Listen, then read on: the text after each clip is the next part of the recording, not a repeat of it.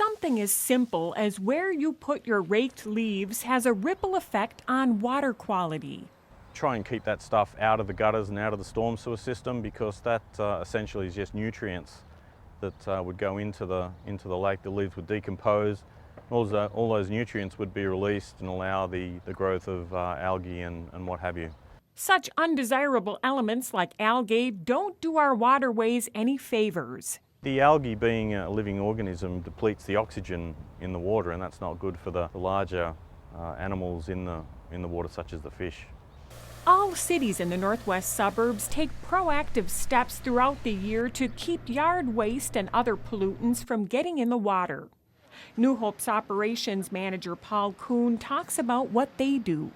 We've got street sweeping. We do that twice a year.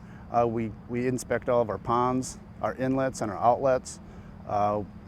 We keep our catch basins clean. We maintain the system as best we can. Most cities also have catch devices like this. Robbinsdale city engineer Richard McCoy explains how they work. The intent of a device like this is to catch the first flush of the water, which is where the majority of the pollutants are. The water entering the chamber starts to spin around and around. It creates a vortex. And then there's a screen around the outside of this, but all of the materials that it captures, even the very, very tiny materials, can't get through that screen.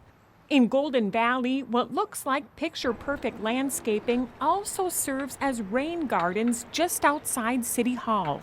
And that's taking some of the surface runoff from the street and it's directing it into the rain garden, and then that filters out pollutants and sediment and then sends any residual water downstream in a little bit cleaner than it was before. Residents can take matters in their own hands. In Brooklyn Park, kids have painted signs next to catch basins reminding people not to dump anything down them. There are even groups who have adopted a catch basin throughout the city. We've worked with kids from Monroe Elementary School this year and last year with Girl Scout groups to stencil our catch basins where the stormwater is going, to make sure that folks know that these drain to our ponds, to our river, to important water bodies, and we want to keep them clean.